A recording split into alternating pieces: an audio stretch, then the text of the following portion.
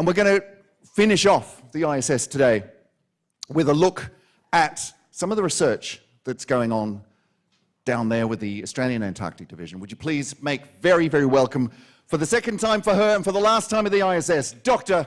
Elanor Bell.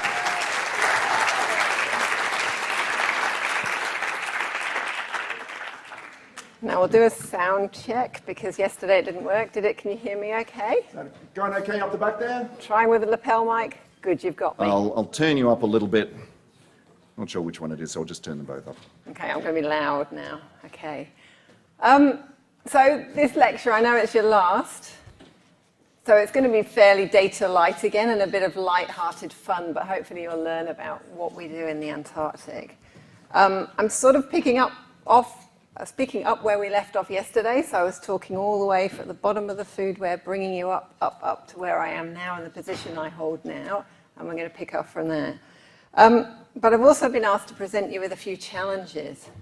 Now, I'm not going to ask you to take a data set and analyze it for me and produce graphs, but I am going to ask you to pay attention and use your brains to brainstorm a few challenges I'm going to pose to you. Don't be frightened, they're not really hard, but that will allow you to think outside the box. And then I'll tell you what we actually do, and you can actually come out and see me afterwards and say, you could do that better, and we might be able to give you a job. But before we go on, I'm going to acknowledge the fact that we are meeting on Eora country. I found this amazing picture, which is very apt, on the City of Sydney website called Calling Country Whale. It didn't have an artist attributed to it, so unfortunately I'm not able to put the artist's name on.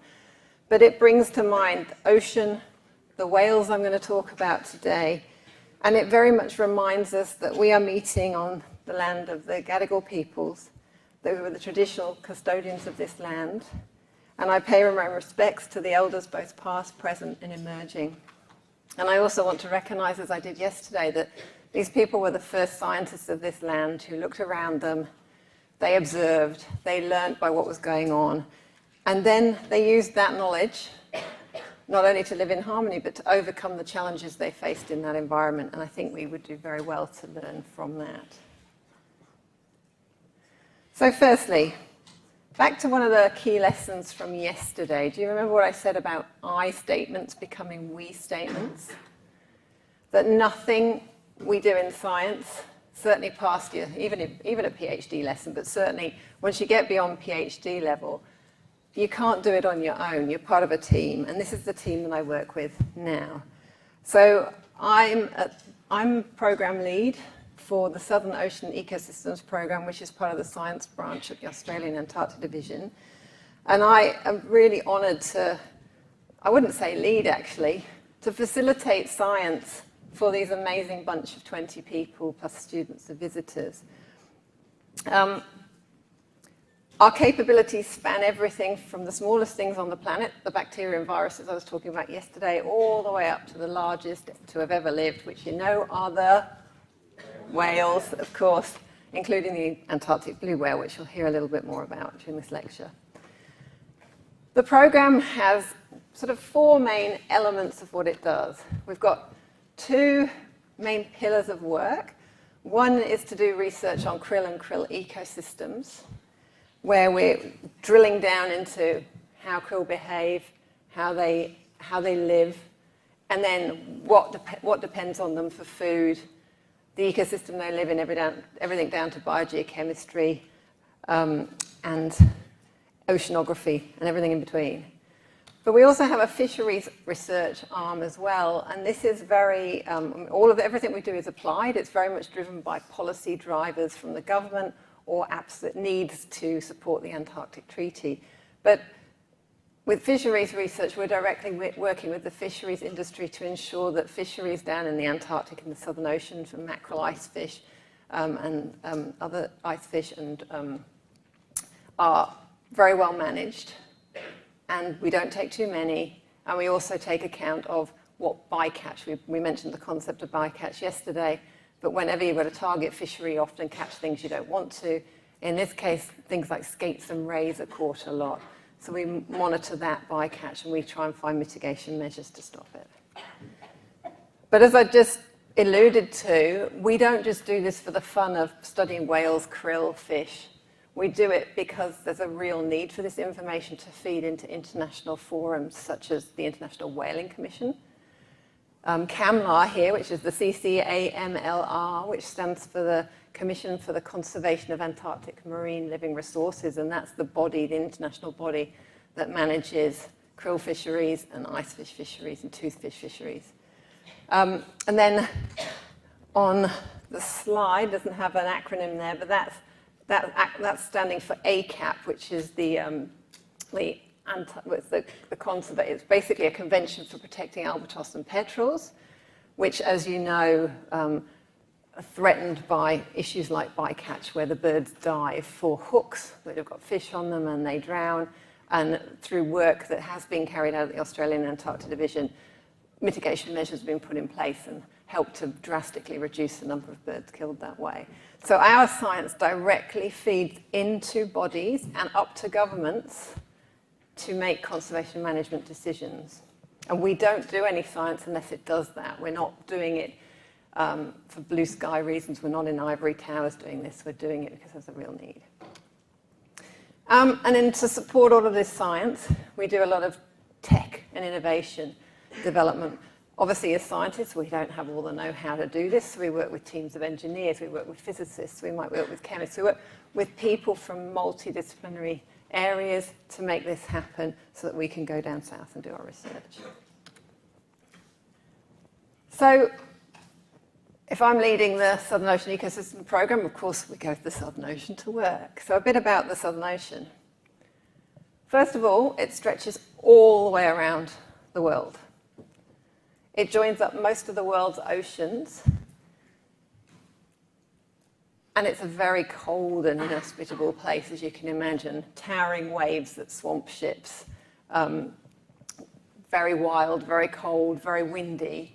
Sometimes there are parts where it can be flat calm, but when we're heading down to East Antarctica, where most of the Australian territory is and all of the Australian stations are, it's a bumpy ride. The Southern Ocean occupies 30% of the world's oceans area. But despite that, it absorbs 75% of the heat from our atmosphere and 50% of the carbon dioxide from our atmosphere. So you can imagine it plays a huge role in balancing out what we're doing to our own atmosphere through climate change and through anthropogenic effects. And because of that, it also helps to drive climate. So the Southern Ocean itself regulates, for example, in Australia, whether you have rainfalls that cause floods or you have intense droughts. We've just been through a 3-year period where we've had lots of rain. We're likely to be heading into a period of intense drought starting again. Now, I'm going to see if I can get this to work. Clicking a link, just because it's easier to see it, doesn't.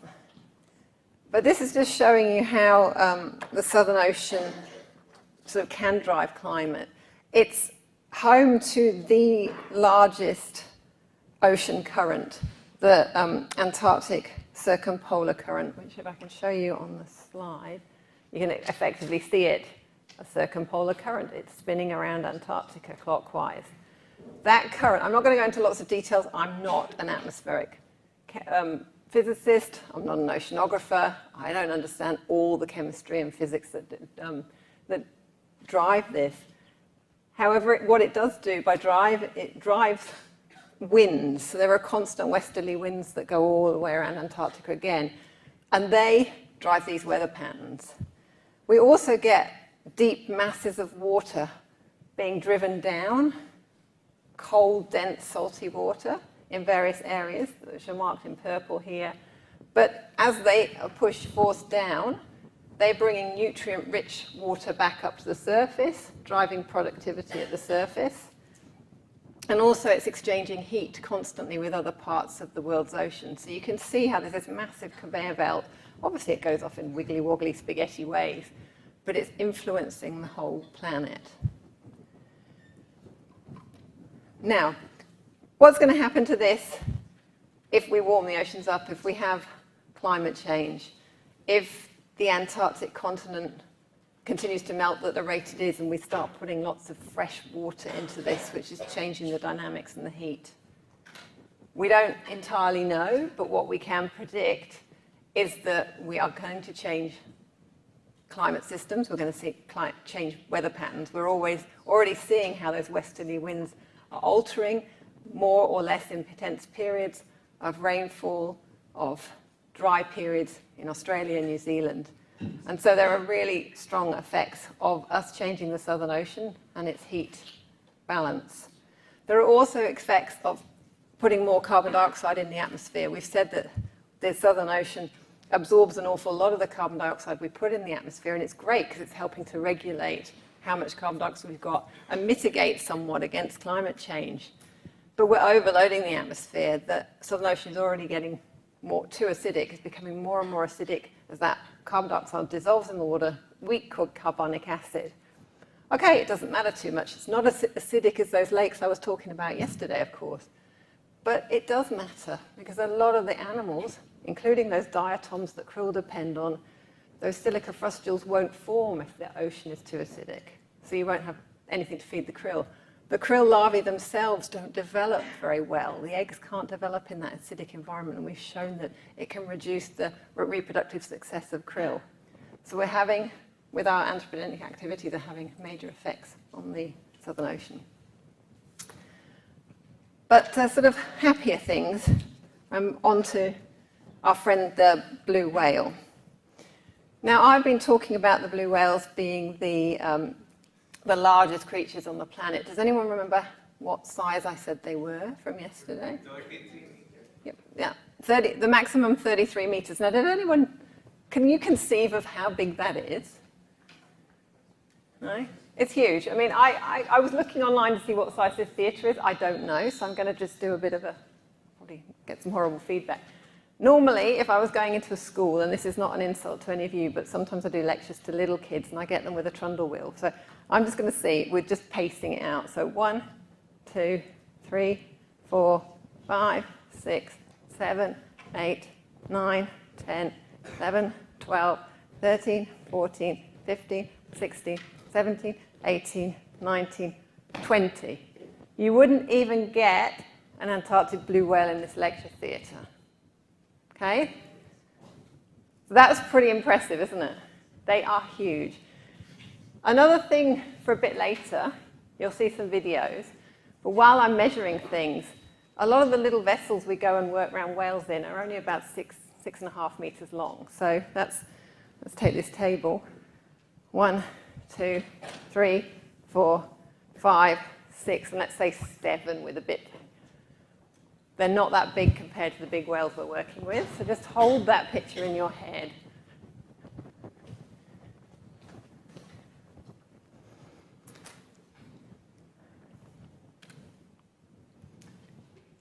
In the Southern Ocean, we're supporting not only the whales, but lots of other species as well. And I couldn't have a talk about Antarctica without showing you some penguin pictures. And someone came up to me yesterday, can't spot them, but talking about the penguins and whether we saw any. And these are some of the penguins that I saw at Davis Station when I was wintering. The emperor penguin, which is the largest penguin species. And you can be kneeling on the ground like this, and there's one there, and they're looking you right in the eye. And then Adelie penguins. There are an awful lot of Adelie penguins. You can have colonies that number in the hundreds of thousands. There are 9 species of penguins that are supported by the Southern Ocean. And then you've got albatrosses and petrels and other seabirds that are supported by the Southern Ocean and absolutely depend on it for their habitat. This is a wandering albatross. Do you know what they're best known for? Largest wingspan. There you go. Largest wingspan. Absolutely massive. 3.5 meter wingspan, so longer than this lectern, or about as long as this lectern. They are basically always on the wing, apart from when they come to land to breed and raise chicks. And I have to look at my notes because I'll never remember all the figures I've got in my head. But one banded bird was recorded traveling 6,000 kilometers in just 12 days. So it's a lot. They travel a long way. And then we've got seals. Everyone likes seals. You've got very, very numerous crab-eater seals that rely entirely on krill to eat. There are millions of individuals in the Antarctic. We've got elephant seals. This is southern elephant seal. They come and hang out on that beach just outside Davis Station, burping and belching and farting and generally making a noise and fighting with one another. And then lovely Weddell seals, which are amazing creatures. They whistle and sing. And in the middle of winter, they're about the only creature you might see occasionally that pops their head up. I'm drilling a hole to sample some plankton, and occasionally a head will pop up. Or you'll come across a tide crack when you're driving around on the sea ice, as I showed you yesterday. And you might see a seal lying on the ice. And I've had lovely encounters. And obviously, we don't go very close to animals. We've got encounter rate distances we mustn't cross, so we don't disturb them and we don't get injured ourselves. But they'll be sleeping away and eyes closed. And I don't know if anyone's got pet cats. I'm a complete cat fan. You know how they sleep sometimes and their whiskers are twitching and they're having dreams? That's what the seals do too. It's very cute. So the Southern Ocean, though, the keystone predator, the keystone organism in the Southern Ocean food web is the Antarctic krill. I don't have to test you on that. You know that from yesterday. We talked about them a lot. They are the center of the food web. There are 5 species that live in Antarctica, but the Antarctic krill, Euphorsia superba, is the dominant one. And adults reach approximately 6 centimeters in size, and yet they feed those gigantic Antarctic blue whales. That's entirely what the Antarctic blue whales live on. Krill are best known because they form swarms like bees. They're very, very abundant. They are the most successful animal on the planet. They are the most abundant in terms of biomass after humans. We have the most biomass, the amount of weight of humans, but then krill are next on the planet. They may be very small, but there are 400 million tons of krill in the Southern Ocean, or estimated to be. And they can be in such intensity that when you're traveling around in a ship, if they're close to the surface, they turn the ocean a reddish-brown color. So some of the stuff we do is take ships down, and we can actually map them. This is a little animation of a ship called the RV research vessel. RV stands for research vessel. The Investigator, which is run by CSIRO, and it's a marine national facility, so you could bid to get vessel time. And we did, and in both 2019 and 2021, we got time on the vessel to go and do some of our research. And using their incredible echo sounders, we can actually make 3D maps of the krill as we travel over them. So the video is just going to run for a little bit. The density of the krill here is measured in color. The red patches are the really, really densest krill, and the blue, the less dense bits of krill. And you can see where there's some swarms where you've got dense red there. And this sort of technology is a game changer for what we can do, because we can look at a krill swarm, then we can stop and we can sample that swarm on the ship, and we can look at the composition of it. We can look at how many animals were there, what size they were, whether they were males or females or juveniles, and we can do a lot of work with that. Let's see if I can stop this and go to the next slide. There you go. Now this is an absolutely phenomenal swarm. We term a super swarm. That's the scale. There's the ship.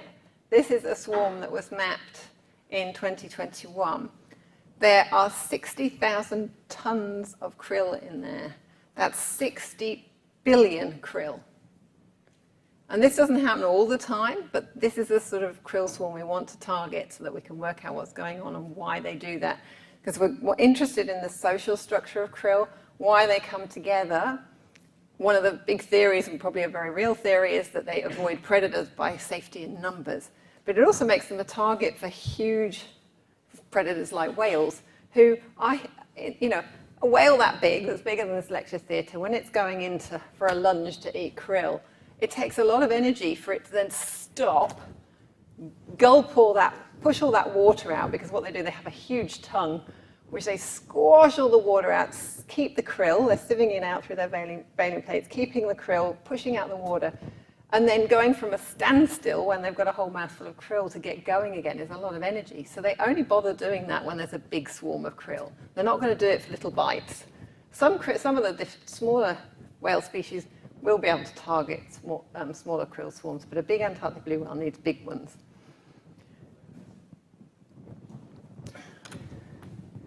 So there's a feeding blue whale, and when it's heading to, I've just talked to you, you can see these ventral pleats, which I should have had this photo up when I was showing you before.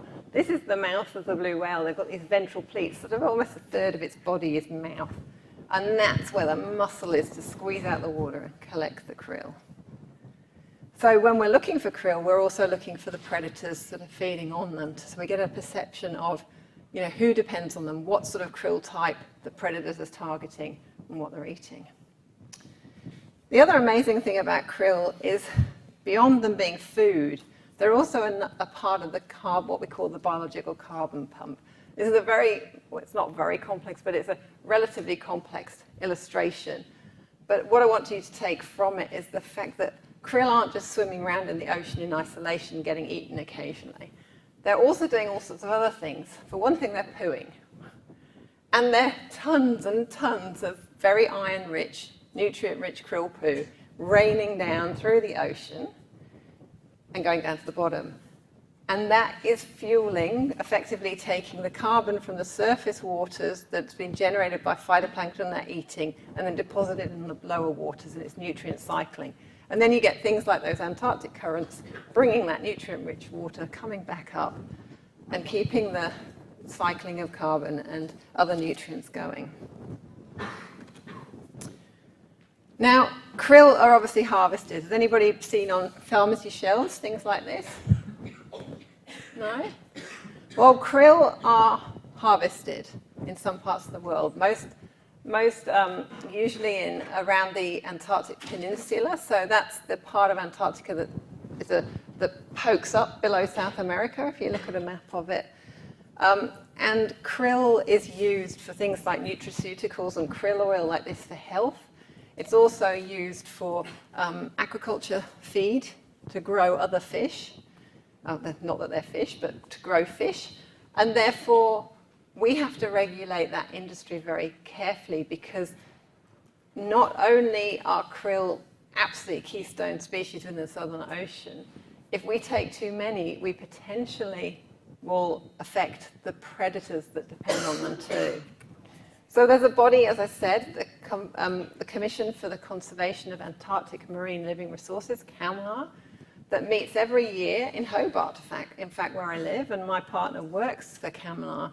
And they take in all this data about fishing, about what's bycatch is going on, what species are interacting, and they use that data to come up with conservation measures to help regulate. And we're very lucky in the fact that the krill fishing industry is extremely well regulated. It's probably one of the best managed fisheries in the world. But it is expanding, which means we have more need to develop to collect scientific information to feed into bodies like CAMLR to help them update those conservation measures on a regular basis. So that's where we come to the first challenge. You know why we need information. So how do you think we can collect krill in very large numbers in order to study them without damaging them? So we can have about, I don't know, 3, 4, 5 minutes bandying ideas around, because this is the challenge. Like I said, there's no data. I just want you to think. You may have seen stuff on the internet. You may already know the answer to what we do, but what would you do? Have you got some ideas? We go around the room. How do you want to do this? Come on, it's been 2 weeks. You know how to do this. Yeah, you do. But they might need to think a bit. Go ahead. Sorry, I don't know everyone's names. We can go underground, underwater, and research. So take underwater vessels under to collect them?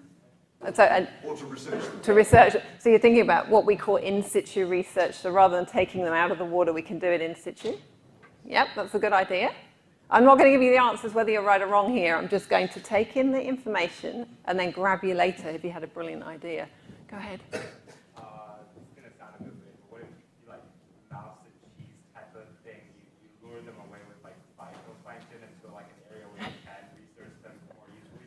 I like it.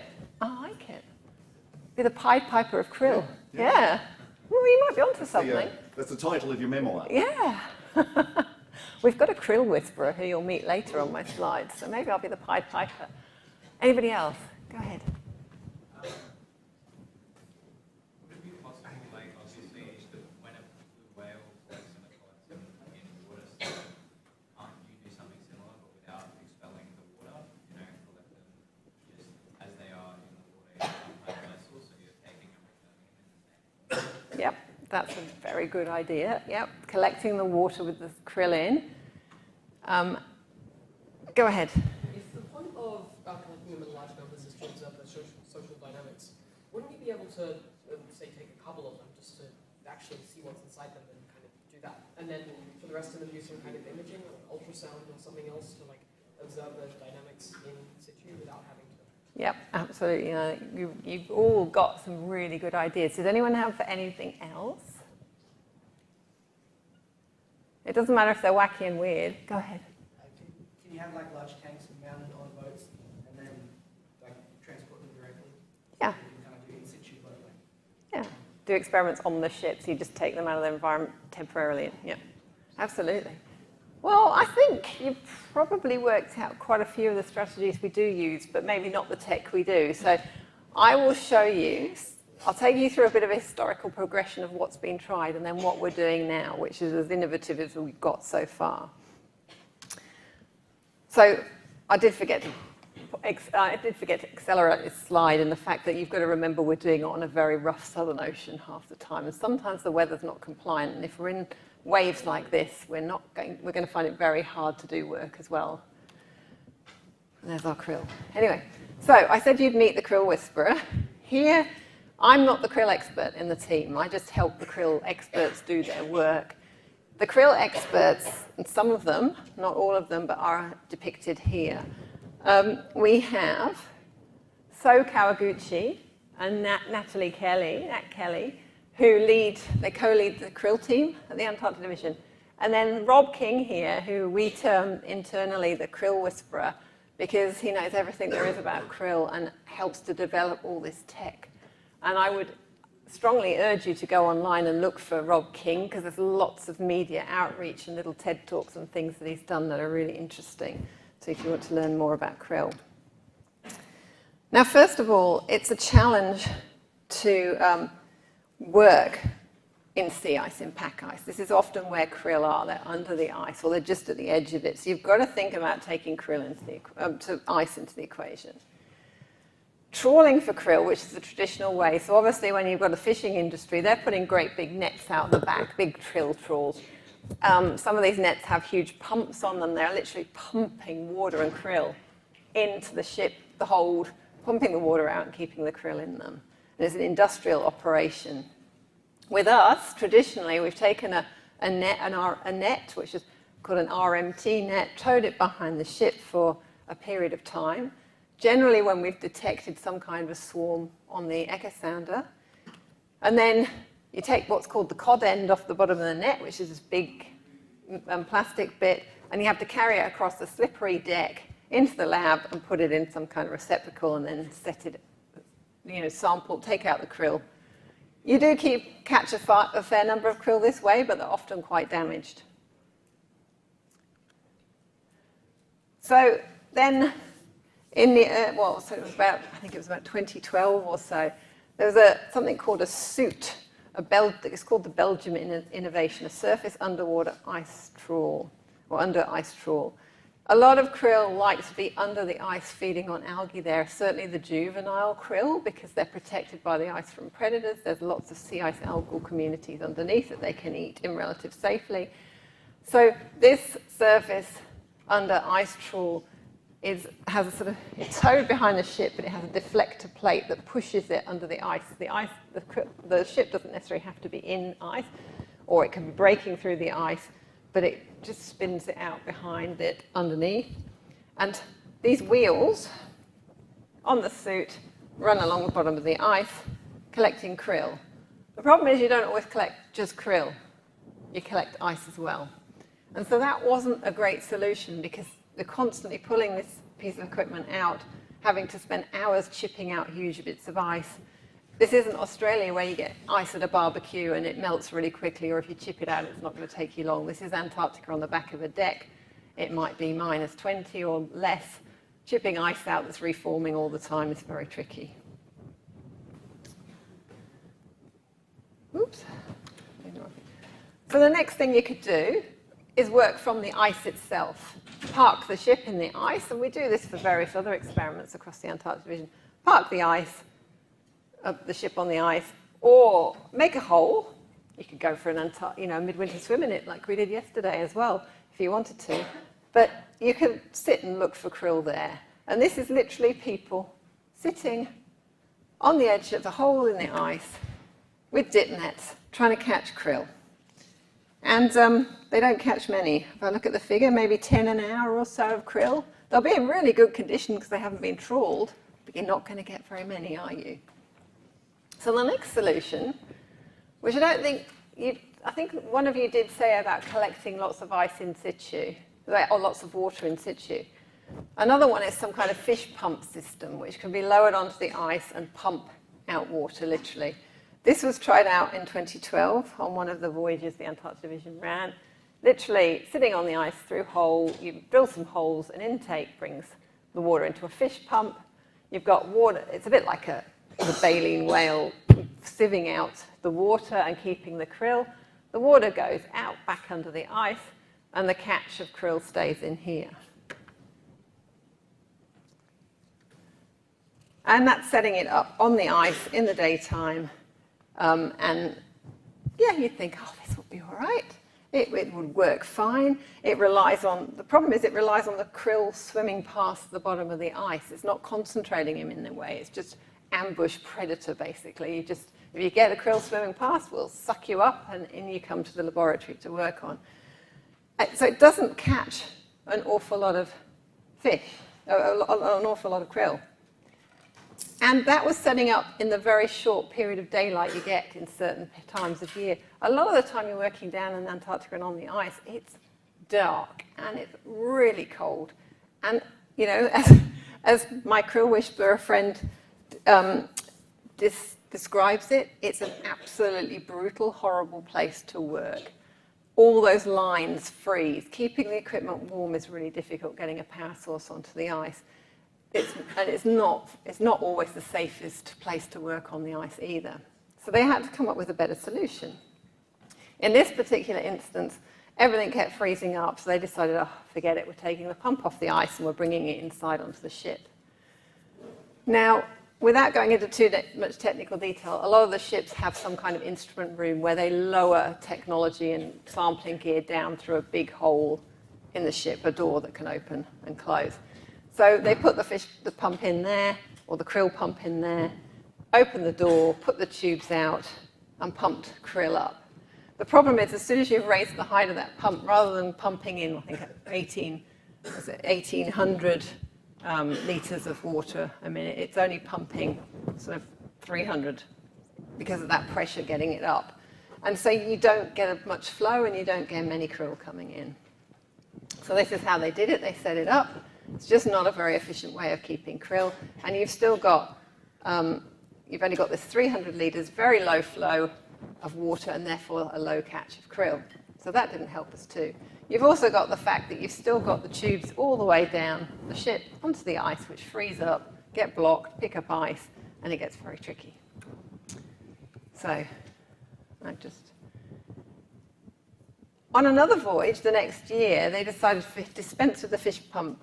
Well, dispense with the pump on ice at all, but to put it in a moon pool. So some of the vessels, in this case the Polish Stern, which is a German ice research vessel, they've got a big hole in the middle of the ship where water comes up and you can collect water and you can collect samples from that. So they put their krill pump in there and tried to collect samples there as well.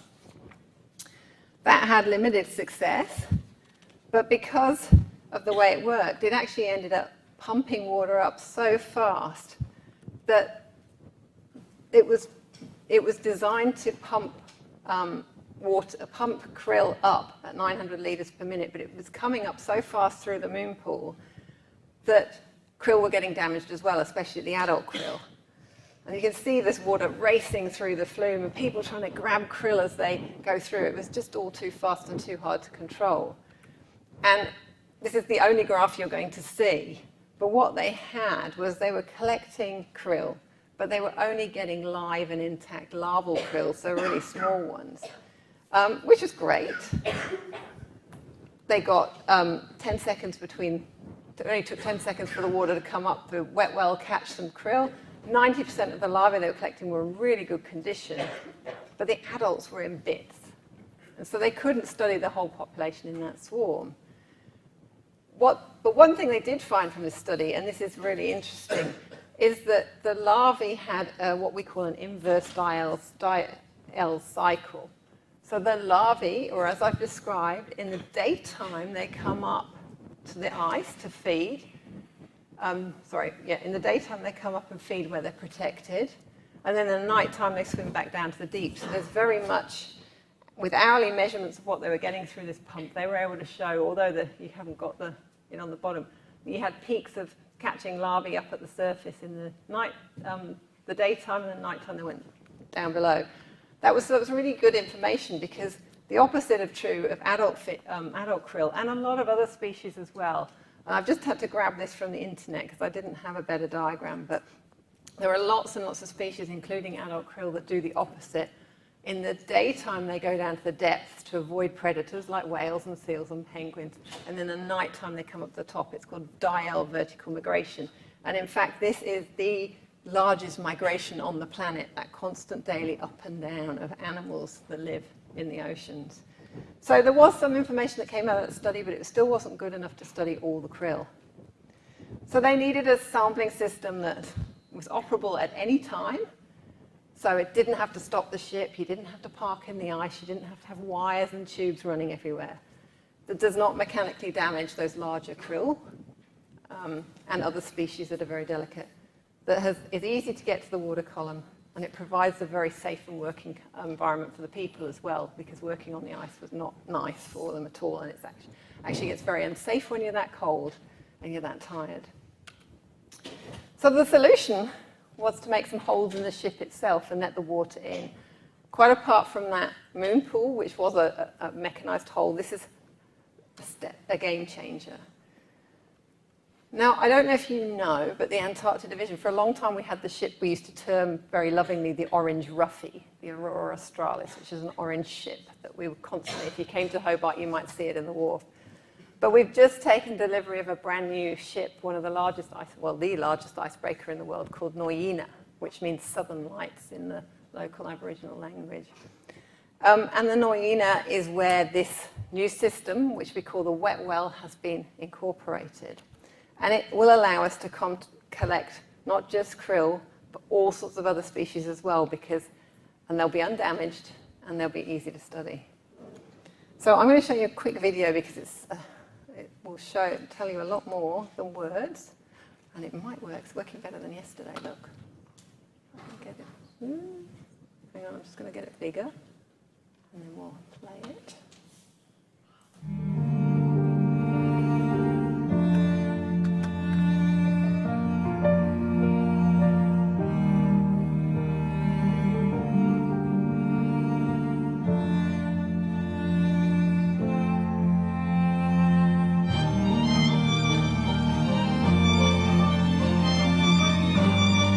There are 3 intakes. So we take krill from different depths. The water goes out, but the krill are kept. And it's a much gentler flow rate than some of those other pumps, so things don't get as damaged. And then it all comes into a lab on the ship, and you can literally just collect gently out the species you want to collect. Not just krill, anything from jellyfish, plankton, you name it.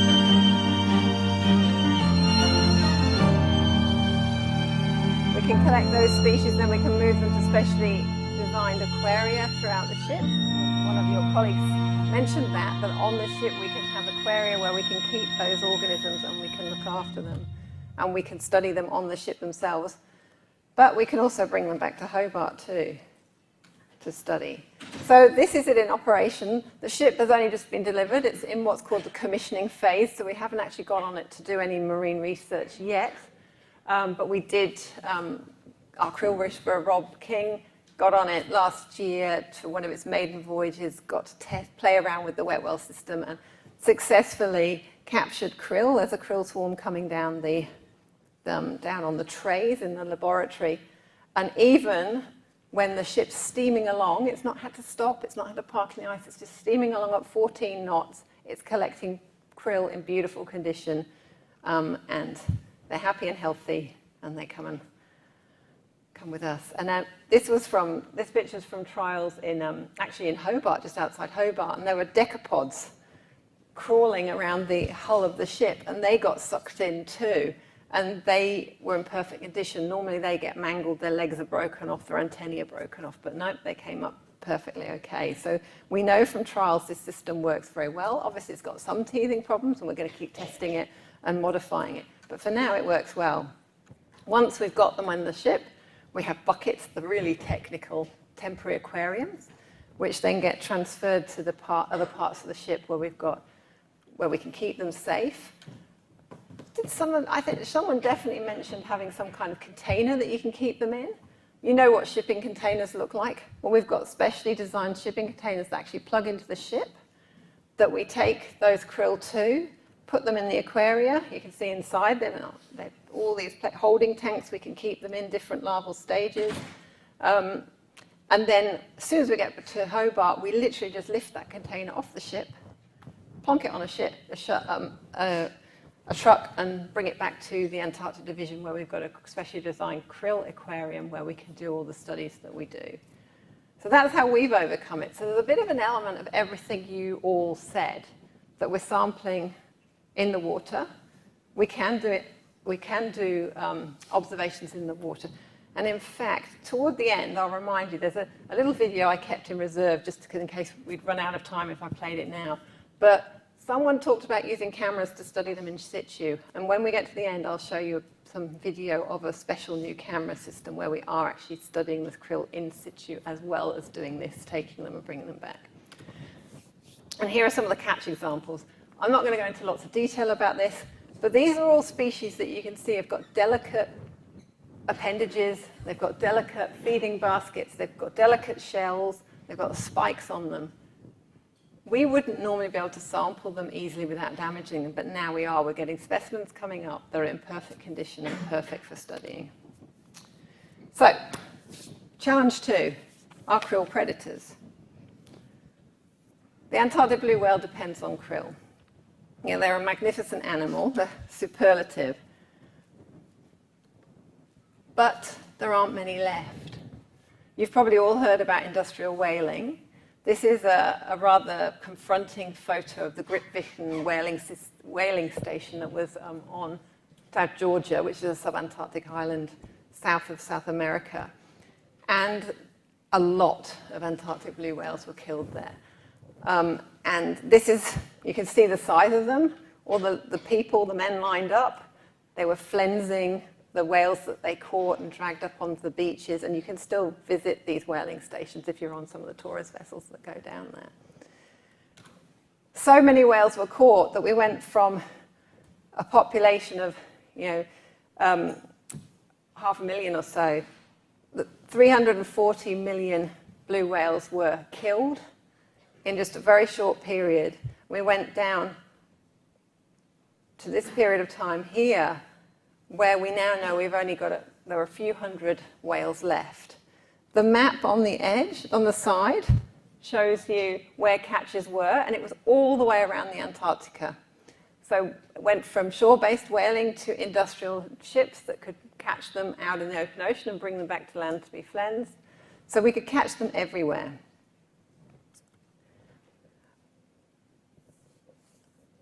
So we drove them down to almost extinction until a ban was put in place by the International Whaling Commission that was established to protect the whales. And there was a moratorium on whaling, but also a ban on, well, in particular, the first ban on Antarctic blue whales. That meant that the population potentially had a chance to recover, but because we'd driven the population so low to about 1%, there were just a couple of hundred animals left from 200, well, what did I say? I accidentally said 500,000, but 250,000 whales. That was the original population. Now we're down to just a couple of hundred. By 1997, there were a series of circumpolar cruises that regularly counted lots of whale species, but Antarctic blue whales were one of the targets that they were counting. And they estimated that by 1997, there were maybe 1,000 to 4,500 of the whales left. So there was a slow increase. But population recovery is still an ongoing question. We don't know if the blue whales reach such a genetic bottleneck that they'll ever get back to the populations they were. But they certainly aren't on the brink of extinction now, but they're not doing well. They're the most endangered whale on the planet. They're classed as critically endangered on the IUCN Red List. So our second challenge is, if we're going to study the krill, we know we can drive around in a ship, we can use echo sounders to find them, we've established we can collect them. How do we find the Antarctic blue whales? So, I've put the proverbial needle in a haystack. I think it's actually worse than that, with a few thousand whales in that massive southern ocean I showed you that spans the globe. How on earth do you find whales? Challenge 2. Go ahead. Track weird sounds. Whale sounds. Okay, very good idea. Where there's a lot of krill. Where you find the krill, go and find the whales. Good answer. You use krill to bait out the whale. Krill to bait the whales. Oh, I'm going to become a whale pied piper too. I've got to get a batch of phytoplankton, I've got to get a batch of krill, and I've got to roam around the Southern Ocean, hope everybody follows me back to Hobart. I like it. No, it's good. Anybody else got any ideas? Use like public surveys for any other ships that are in the area. That's a really good idea, yeah. So you can gather data from what we call ships of opportunity. So when you don't have the money or the vessel time to go and do a targeted research study, gather data from everything. Very good idea. Go ahead. Yeah? Sonar, yep. So sound and to find good. Track already tagged whales and see if they show like a Tag whale. Yeah, that's a good idea. So we have to tag the whales first, which is another challenge, isn't it? Got to get close enough to put a tag in them. Go ahead. Set up a network of like sensor stations around the place. Yeah. What sort of sensors? Ultrasonic sensors. Ultrasonic radar, sensors. like that. Yeah, okay. So I'm actually realizing you may not be able to hear what your colleagues are saying. Can you hear what's being said? Yeah. Good, okay. One last one. Anybody? Go ahead. I was thinking that we could track their migration cycles and catch them at a time that they are more likely to be. Yeah. So we want to find them. We're not catching them. We're not allowed to do that anymore. I'm just teasing you. But yeah, no, so we know where they're going to be and we know where to set up a point to look for them. Yeah, very good point. I think you've all done a lot of research or reading or heard stuff in the news because you've all made a very, very sensible suggestion that matches a lot of the stuff we do. So, first of all, these are the largest creature on the planet. This is an Antarctic blue whale. They have the largest blow. So that big spout of water when a whale comes up to the surface to breathe is what's called a blow, or scientifically a cue that you can count if you can see the whales. But you have to get close enough to the whales to see that, don't you?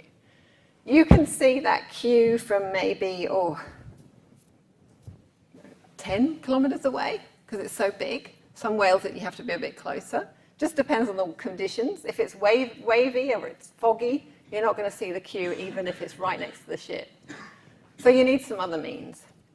Far more conspicuous than that huge spout of water for a whale is its sound, the sounds it's making. So a number of you mentioned using the sounds, using sonar, using something to detect them. And that is exactly what we do. And this is sort of world-class technology that was developed at the Australian Antarctic Division that I'm going to tell you about now.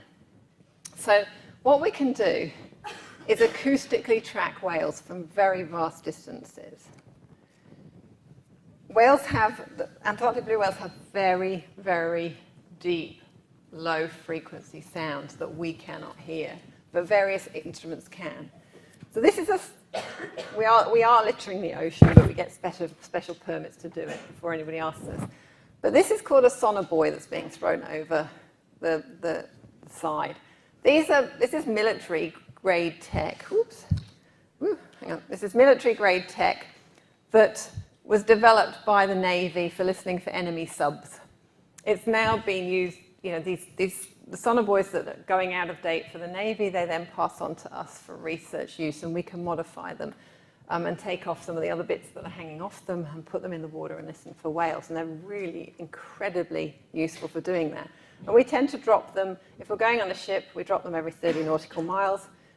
We can listen for the whales, and we have all these computers, sort of a little computer listening hub set up somewhere in the ship, constantly listening, 24/7 monitoring for where the whales are. That's Brian Miller, who's our acoustic expert at the Antarctic Division.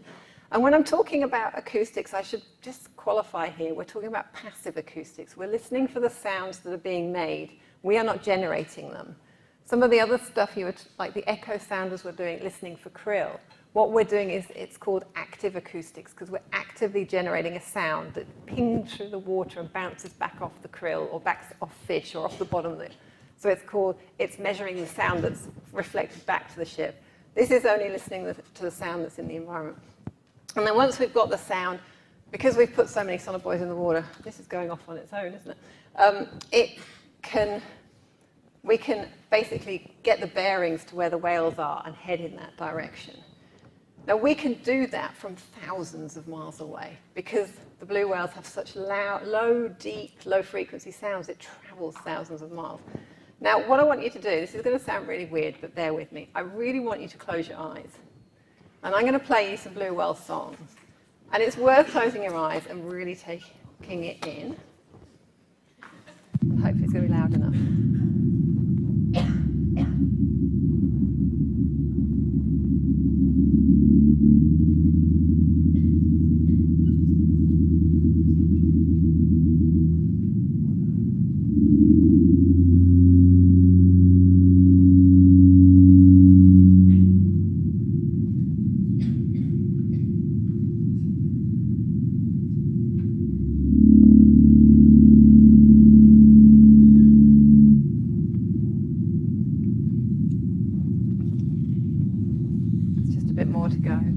Open your eyes now and just watch. This is sort of the what we call the spectrogram. It's basically a sound picture of what you're hearing. So you can see that on the computer screens, the acousticians can actually visualize what they're seeing as well as hearing it.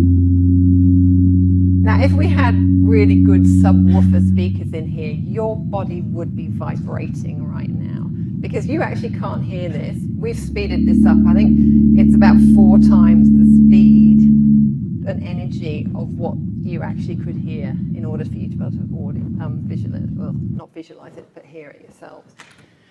Now, obviously, we might, for example, be leaving from Hobart from the Antarctic Division. There is a difference in the calls you hear from different blue whales as you're traveling south. So if we start in Australia, and you can close your eyes if you want, or you can just keep watching the spectrogram. But in Australia, the blue whales sounded a bit like this when we headed south.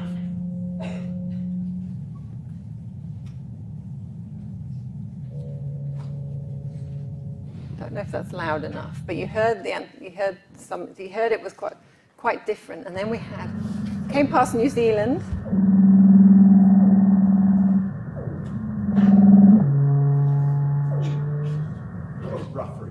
A bit rougher, a bit of a Kiwi accent there. And then we go to Kiwi Energy. There you go. We've got some New Zealanders in the room, haven't we? Yay! So you've got a bit of an accent. And then we start, as we come past New Zealand, we start listening to those Antarctic blue whales, which you just heard. Just listen really quietly.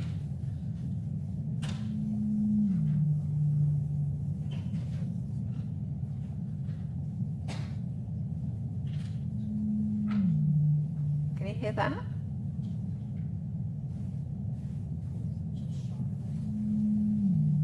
Brian calls it the sad trombone.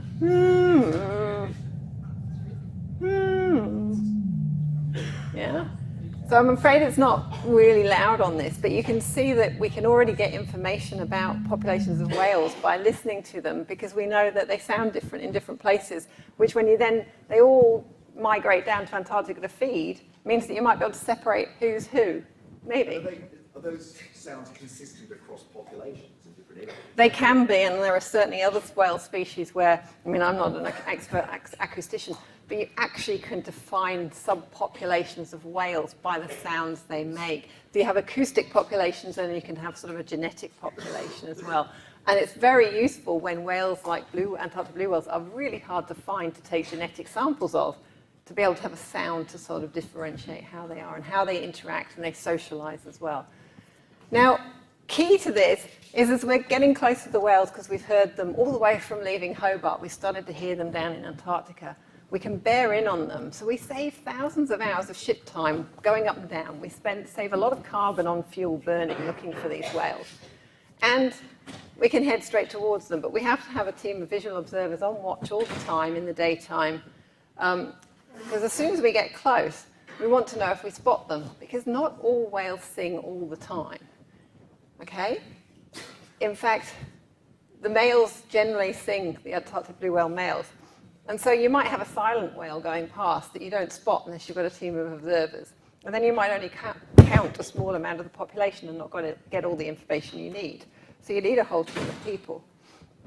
And when you find them, you have to get a picture of what they're doing. You can then start to look at what the whales are doing whilst you're hearing the sounds. So you might look at the group. You might get information about group size. There might be a group of 3 blue whales in this instance. They're never in huge aggregations like other whales, but you might get a group of 3, but there's only one singing, and that's brought you to a group of others that you can study. So it's really exciting. And you really don't see this very often.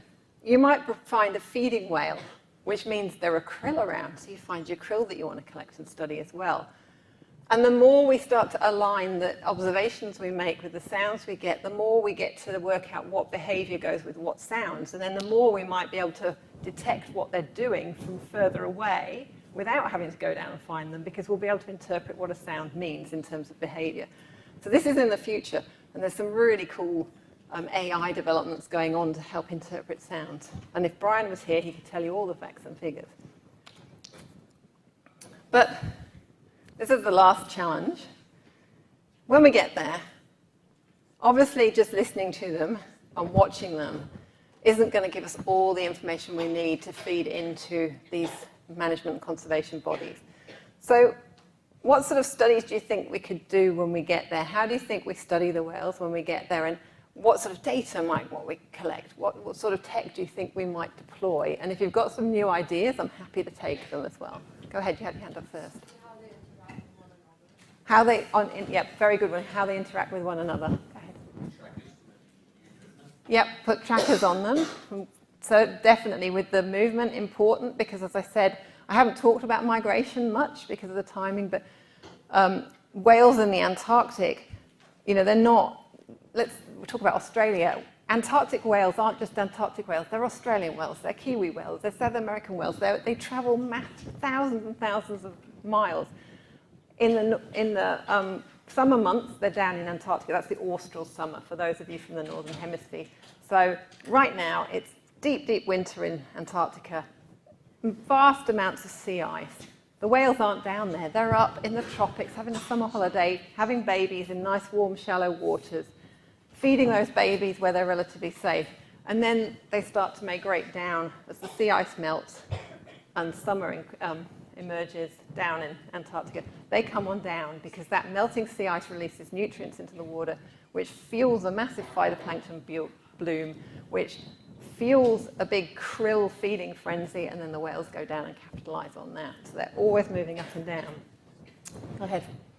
Track not only their location, but other parameters like, say, body temperature, heart rate, food intake, stuff. Yeah, absolutely. So you could get that. There's some very sophisticated tagging technologies coming up where we can start to get stuff like that. We don't do that, the very specific physiological measurements, but we can do it in another way. How else do you think we might get some physiological information about their food?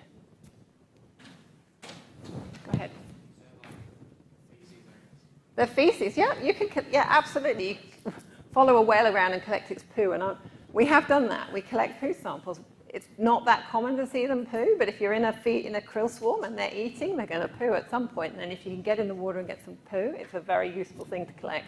Go ahead. You could do ultrasound scans of the stomach to see what they're eating, or you could observe the lower water. Yeah, now the problem with that, and that's a very good idea, that very well might involve lethal sampling, and that's certainly something this group, our group, and Australia in general, is absolutely completely opposed to killing whales to study them. And in fact, the group that I work with, we were involved in the court case that took Japan to court for killing whales. There'll be people with different opinions about whether you should do that enough in the room. It's not a judgment of that. But we were working to prove that you could study whales without killing them. So ultrasound's probably a bit tricky, but I reckon it will come. There'll be somewhere in the future where we can develop drones or something that could ultrasound a whale. So it's a good idea. Is ultrasound inherently dangerous to whales? Or? No. It would be more that I think if you think about even a pet that you take to the vets to do an ultrasound, it has to be anaesthetized or something and lying down. We're not going to be able to grab a whale out of the water and do that. But I reckon in the future there'll be a way. But they certainly do that sort of study on, say, dead whales that have stranded, if there's been a stranding. So you've got a really good point. In terms of the Antarctic, I don't think we can do ultrasound quite yet, but go ahead. Makes them, that's a good idea. There are ethics issues with that, so we'd have to get special permits if we were going to interfere with a whale in terms of playing its sound. But absolutely, how do they respond if we played back sound? I don't know, sort of a male calling for female mates. Would all the males swim over? Maybe we could do that, something like that. Go ahead. Infrared data or some other heat measurement? Yeah, that's a really good idea. That is something definitely we're exploring. I'll take one more and then I'll show you some of the things we do. Go ahead. Check the genetic code to see if there's like good biodiversity. Absolutely. But what do I need to check their genetics? A bit of meat. So how do I get meat from a whale? I'm not teasing you here. I don't think he means to kill it. It's okay. No, like on the orcas, like I've seen them shoot orcas and like they take flesh with their crossbow. Yeah, there you go. Take a little sample. Absolutely. Well, I'm going to show you some of the things we do because you've all got brilliant ideas. And there's certainly a lot of ideas that we could definitely use, but we definitely need you in the future to develop the technology to do it. So we're visual observers. One of the voyages I was on recently, we take photographs. We look for the whales, we find out their group size, how many there are, what they're doing. In this photo, there's a video tracking system here. So we're spotting a whale and someone is tracking the whale and they're videoing it so we can start matching what their behavior is to the sounds that we're hearing. We also get lots of photos of different whale species, and these are used for photo identification. Just like our fingerprints are an individual identifier of us, whales have different identification signatures on their bodies. A humpback whale, for example, very well known for they fluke a lot, they put their tail up. And very characteristically, you can identify individuals by the shape and coloration of their flukes, which doesn't change over time. And if they've got a scar or something on their body. Killer whales, you can identify their fin, their dorsal fin, but also the saddle. They've got this greyish, whitish saddle that you can identify. With Antarctic blue whales, they've got this grey mottling pattern.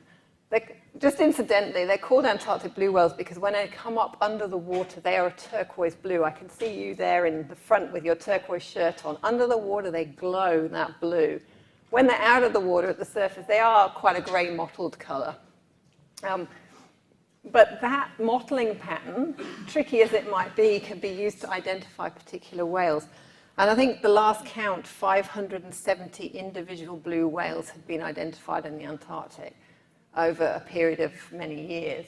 Now, 570 doesn't sound like a lot of whales, but given there are only a few thousand left, that's a pretty remarkable finding, and it's very useful information because if you spot that whale again, which we do sometimes in between voyages, there was a whale on one voyage I was on, it's like, oh, the observers were really excited. That's Mankey. It's Mankey the whale. We've seen that before.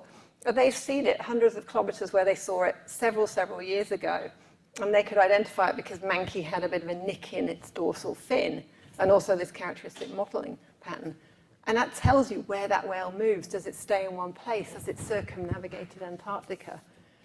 And then around Australia, another endangered species, so we've got the southern right whale.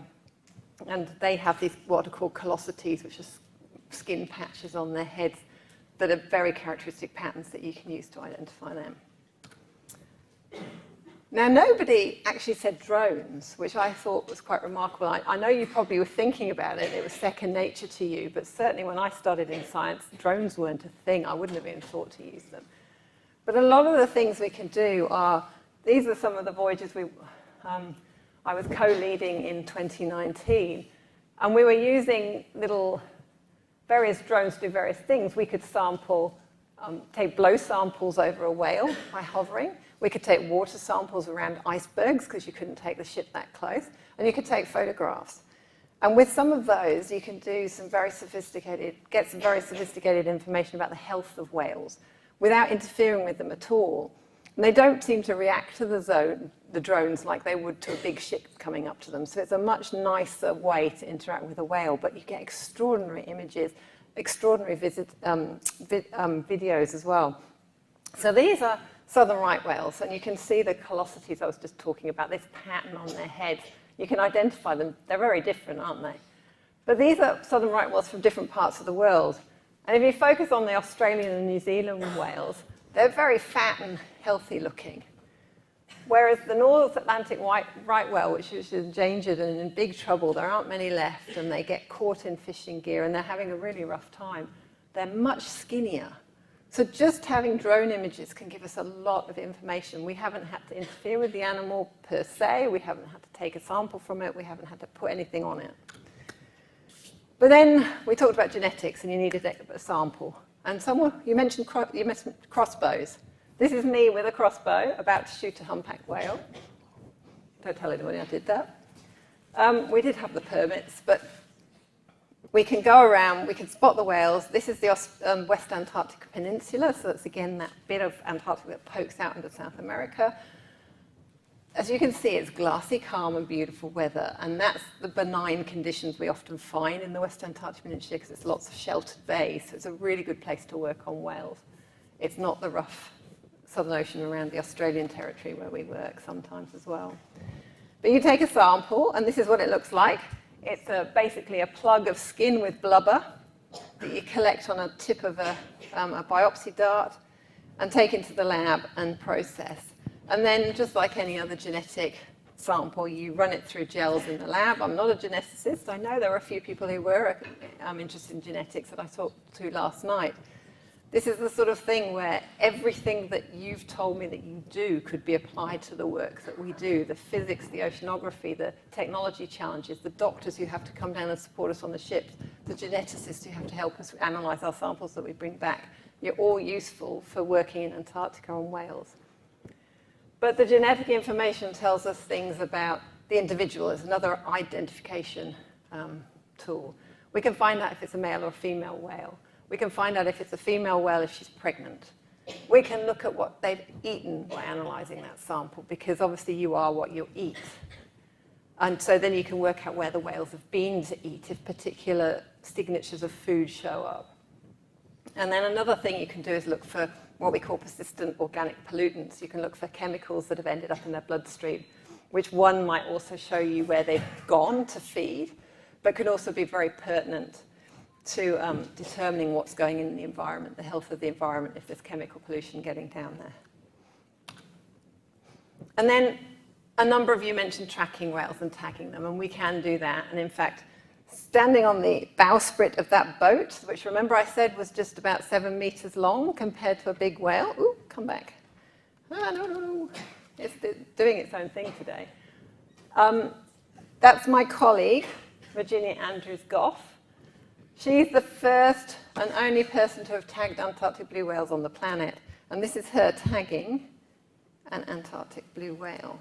Now, just remember why I measured out how big a whale is. We have a very Can't fit in this experienced coxswain who theatre. drives around the whales and has learnt whale behaviour for the last 10 or so years. And so he generally predicts what the whales are doing, and when he sees a moment to get close to the whales, he will pick that moment to bring the boat in fairly quickly. Often the water is very rough, so I'm bouncing about in the bowsprit, trying to focus on a whale and where I need to deploy my tag.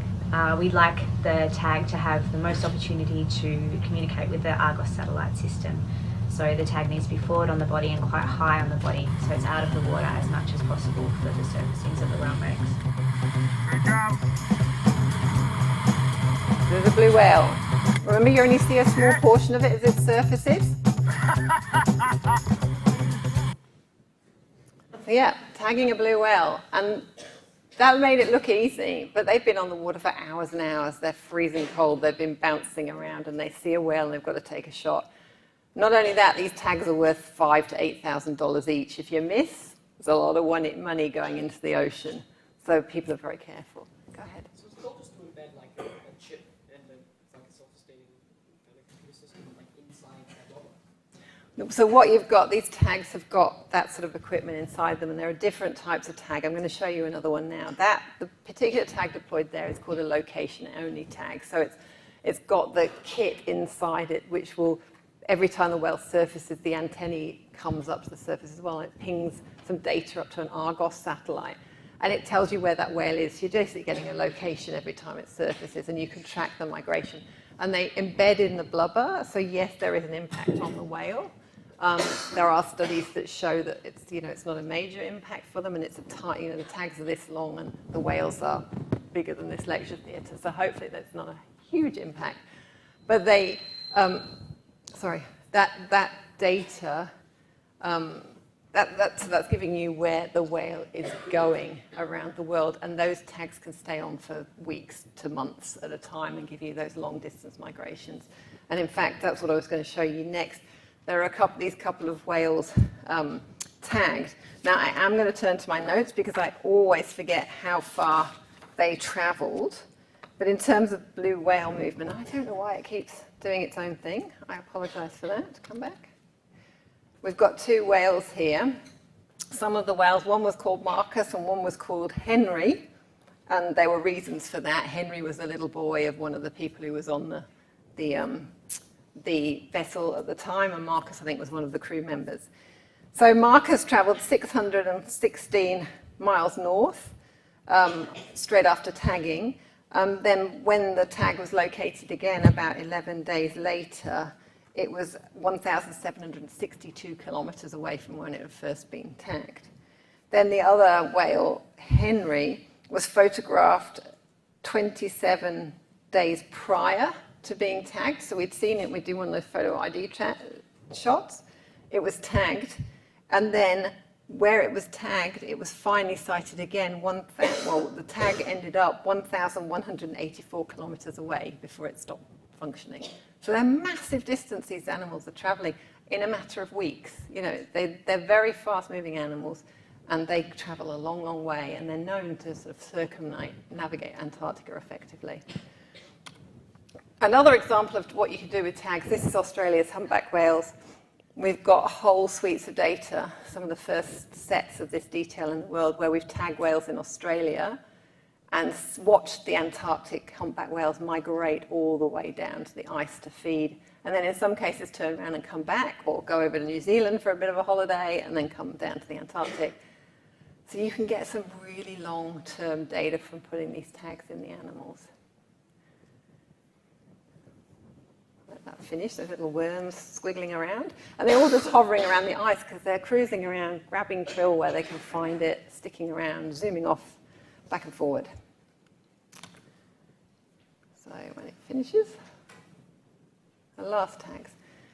Now another type of tag that I've been involved in deploying is really exciting, and these are video suction cup tags. Now these don't go into the whale's flesh itself, they're non-invasive. They stick on the back of a whale, and had I not been travelling on a plane and would have needed loads of sort of permits to travel with electronic stuff, I would have brought one with me, but they're effectively the size you can see. And you can plonk them on the back of a whale, which sounds easier than it actually is. And they've got sort of mobile phone tech in them, so that, when you turn you move your mobile phone and the screen turns around, effectively it's got that motion sensor in it. These tags can do that. They can work out the orientation of whales in. So you can, as well as tracking where it is, you can work out whether it's diving, whether it's moving, whether it's opened its mouth to lunge. And they've also got a camera in the front, which you can see down the bottom here. So they can video whale's eye view of what they're doing as well, which gives us an extraordinary amount of information. And the next gen of these tags has acoustics in it, so you can listen to the whales while they're doing what they're doing, and you're filming what they're doing. And they're filming you doing what you're doing as well when they come to the surface. So there's lots of information we can get from this. And someone said about, can you get the temperature from them? You can get water temperature, you can get information about the environment around them. And maybe in the future, we'll get tags that can then do the sophisticated stuff you were talking about, which was finding out the physiology, the heart rate of the whale itself. We're not there yet. I'm sure someone in the world is doing it with something, but maybe that's what you'll be doing. But I've got a video, another video. It's constant video time. Now this is quite a long video. I'm only going to take you to the bit that's relevant, and you can watch the rest later if you want. But this is doing that tagging. I might actually turn the sound off so I can talk over it, because you don't need the sound. So those tags are on the end of a long carbon fiber pole. These are humpback whales. They're not usually this compliant, but these humpback whales in the West Antarctic Peninsula are so full of krill because they were feeding all night when those krill were up at the surface. Remember I talked about the diel work, vertical migration. They were all up at the surface. They've stuffed themselves silly on krill. They're going, oh, they're in a sleep coma at the surface, doing logging, and you can literally creep up to them in your boat and put a tag on the back of some of them when you're lucky. Obviously, it's taking you hours to find a whale sleeping, but when you do, tag goes on the back of the whale, and then we suddenly have the view of what the whale's seeing and what they're doing, diving down to the depth. Look, you can see what they're eating. They're going through a krill swarm now. Did you see them see it open its mouth? So the data the camera are collecting is being validated by what the whale's doing on the camera as well. We can see them lunge and take a scoop of krill. We can see them interact with other whales. This is a baby whale around its mum. You can see them interacting with their environment, whether they're under the ice, whether they're not.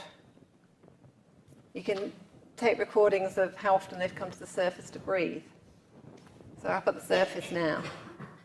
And in one of the videos from this, you actually end up with the whale sort of turning around, and you'll see us on the boat filming the whale, filming us. There you are.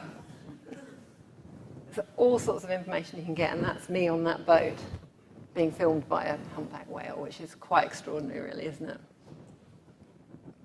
And all of this was done with Ari Friedlander and his team, based in the US at it's UC Davis now, but was at Duke University. And that's another neat name to look up if you want to know lots about whale energetics and wave dive patterns and all sorts of cool tech. Ari Friedlander. So hang on, don't do it again. I'm not wishing to brush, I'm just checking on the time. This is my last bit. Sorry, I'm going on too long. Drones. Of course, it's not that safe working around whales in a really small boat. Therefore, we're looking for the next gen now. It's finding a way we can use a drone that's less invasive for a whale. It's safer for us as people to go and take samples for us. So Virginia Andrews Goff, who was the first person in the world to tag Antarctic blue whales, is helping to lead a project with another colleague of ours, Michael Double, and they are working with the Swiss Institute in Emper in Switzerland to develop drone tech that can deploy biopsy darts and collect those samples from the whale without us having to chase it with a boat and get something. And then ultimately the next step will be to get tags on whales that could do really cool things. But I've talked way too much, as Chris has just reminded me. I've answered lots of questions as we've gone. It was deliberately sort of an interactive session, and I can answer more. But as yesterday, I want to leave you something beautiful, and one of my favorite memories of working with whales in Antarctica.